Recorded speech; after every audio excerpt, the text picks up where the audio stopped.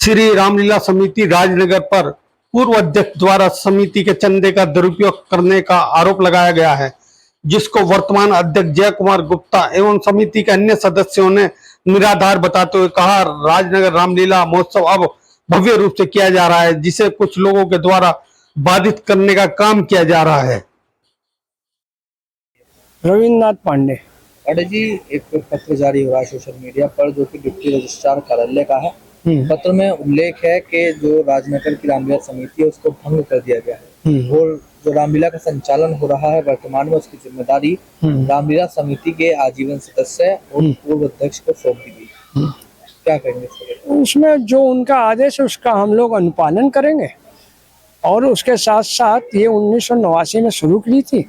31 लोगों की संस्था थी और करीब करीब 200 लोग उसमें और सम्मिलित थे, सभी मोहल्लों के सभी लोगों के, है ना। उसमें हमारे करीब ये आज 35 साल हो गए चलाते हुए। 2016 में राजेंद्र त्यागी जी ने, जो भी हमारे सदस्य थे, तो उन्होंने कोई रिट डाल दी आपस में, तो उसका जो सलूशन हुआ वो हमें जो रजिस्ट्रार ने दिया वो हमने क्रियान्वित किया। अब जो रजिस्ट्रार देंगे उसको हम लोग क्रियान्वित करेंगे। जैसा कि आज 35 साल हो गए इस बात को, 2016 तक हम लोगों ने किया, वो भी रहे साथ हमारे, शुरू से रहे।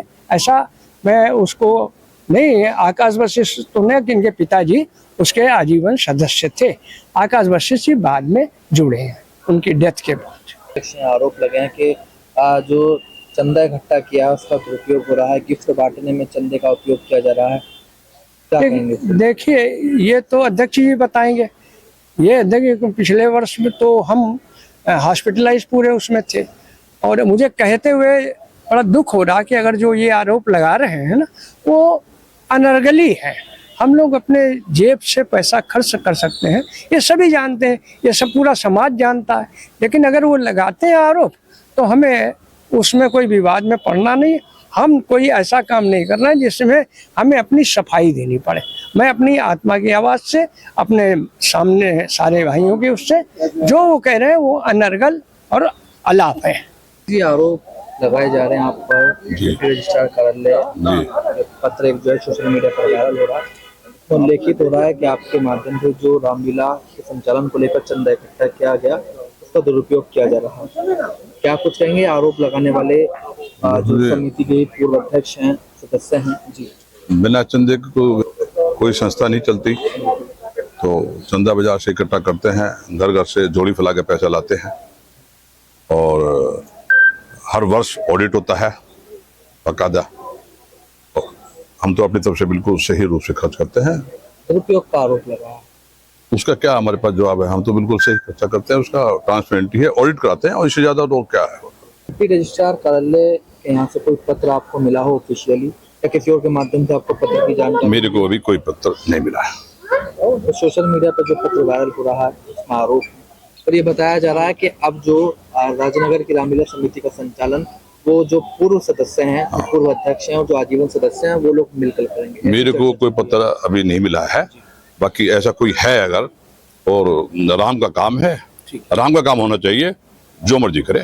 तो राम हमसे कराएगा हम करेंगे, उनसे जाएगा उनसे कराए, राम का काम है कोई करे। एकदम से विवाद सा शुरू हो गया, पहले इस तरह कुछ नहीं था। अपने दिल में कोई विवाद नहीं है, सब सम्मानित आदमी है। इस तरह का विवाद तो पिछले साल भी आया, वो कोई एनजीटी का कोई आदेश था, इस टाइप का विवाद हुआ था। वो हाई कोर्ट में उन्होंने केस डाल रखा है, वो केस चल रहा है, तो उसका सामना करेंगे। जो भी होगा कोई दिक्कत नहीं, जो कोर्ट केस सुनाएगी, अभी पांडे जी ने बताया है, उसका आदेश का पालन होगा। जो वर्तमान में रामलीला समिति के सदस्य हैं उनका और जो पूर्व अध्यक्ष हैं राजेंद्र त्यागी और अशोक वशिष्ठ, हाई कोर्ट में केस चल रहा है, उन्होंने डाला हुआ है, 2016 से डाला हुआ है और इसी वर्ष जो है उनका रिजेक्ट भी हो चुका है कि वो हार गए थे और फिर उन्होंने रिपीटेड वही सेम डाल दी है।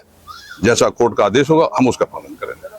मैं दीपक मित्तल, वर्तमान में महामंत्री रामलीला समिति राजनगर। जी, मंत्री जी, आरोप लगाए जा रहे हैं अध्यक्ष जी पर आपके रामलीला समिति के जन जो पैसा इकट्ठा किया रामलीला के संचालन को लेकर उसका दुरुपयोग किया जा रहा है और अब रामलीला का जो संचालन है वो पूर्व संस्थापक सदस्य और आजीवन सदस्य संभालेंगे। क्या कहेंगे इसके लिए?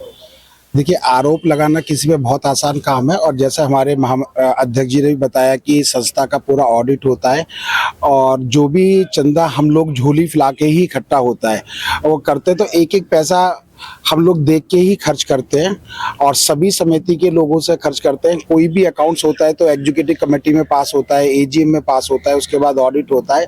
तो आरोप लगाने से नहीं होता, आरोप तो सभी लोगों पे लगता है। इवन भगवान राम पे भी आरोप लगे, उसका भी कोई जवाब नहीं था। भगवान राम पे भी हम तो बहुत तुच्छ आदमी हैं। मैं सभी राजनगर और गाजियाबाद के सभी राम भक्तों से निवेदन करना चाहूँगा कि वो रामलीला देखने के लिए आए।